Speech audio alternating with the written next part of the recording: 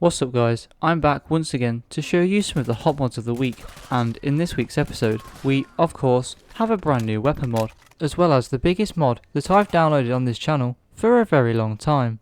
But anyway, to kick things off, the Sanctuary Bridge, at least in my opinion, is one of the most memorable parts about Fallout 4, as just like the story, it's one of only a few things that every player has seen, and really shows the destruction left on the Commonwealth. But what if you wanted the bridge in your game to be a little bit less destroyed? Well, luckily, we have just the mod for you, with Sanctuary Bridge restored and aged. And as the name suggests, what this mod is going to do is restore the Sanctuary Bridge to its former glory, while still looking like it's lasted for 200 years. Now, this is by no means the first mod that attempts to fix the Sanctuary Bridge, but out of all of them that I've seen, this one, at least in my opinion, looks to be one of the most lore-friendly, and the one that I would most likely use in my game. Now that mod may be all well and good, but maybe you're looking for something a little bit more different. Luckily we also have Dell's Sanctuary Bridge, and similarly to the previous one, what this mod is going to do is restore the Sanctuary Bridge, but instead of restoring it to its former glory, what this mod is going to do is reinforce it, replacing all of the weak wood with stone instead. But anyway, I think we've spent enough time taking a look at the Sanctuary Bridge, so let's move on to the next mod. Now, as you play through Fallout 4, you quickly learn that Stimpaks are a pretty critical resource, at least in the early game, when you don't have a lot of armor and you're taking a lot of health damage. But a lot of us are rather bored of the vanilla animation, as we've seen it thousands of times, and with this next mod, we're going to be changing that with Reanimated Stimpaks. And of course, this is what that's going to look like.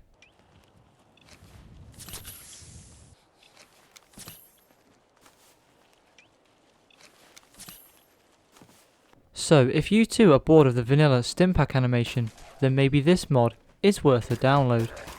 Now the next mod I have for you, as I've already stated, is one of the largest mods that I've ever downloaded, not just for Fallout 4, but for any game, and that mod is Aesthetics. And what this mod is going to do is retexture most interiors and exteriors with a less monotone palette, and this honestly transforms the game in such a subtle way. Yes, some of the retextures are very noticeable, but some of them are very subtle that you might not even notice, and this is one of the things that I really enjoy about this mod. Since there's no set pattern in the retextures, it actually encourages you to go out and explore so that you can see these brand new textures, all of which are 2K and 4K where necessary. So if you have a spare, let's say 20 gigs to allocate to your Fallout 4 load order to ensure that your game looks completely different, then maybe this mod is worth the download.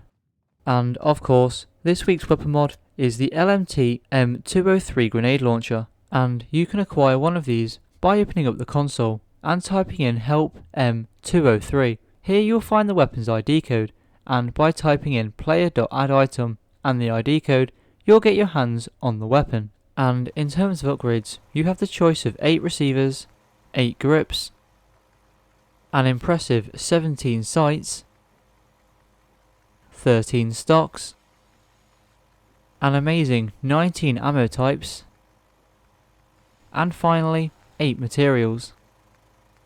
Now, one quick tip that I can give you about this weapon is absolutely do not shoot it anywhere near to yourself, as this weapon does an insane amount of damage, which I learnt pretty quickly. Also, the blast radius on this thing, when it's maxed out, is potentially capable of clearing out an entire room. Now, as for what kind of files you can expect from this mod, you of course have a 2K and a 4K main file, as well as optional update files, an AMD fix file, and a leveled list file. Now, it's rather rare to see a grenade launcher style weapon mod. You see the odd rocket launcher here and there, but as for grenade launchers, you really tend not to see them. So I'm glad that someone decided to make one anyway. So if you're looking for a weapon that can quite easily kill you just as quickly as it can kill enemies, then maybe this mod is worth a download. And with that, that's going to wrap things up for this mod, and the video for that matter. I hope you all enjoyed the mods here today, and if you did, don't forget to hit that subscribe button, and I hope to see you all in the next video.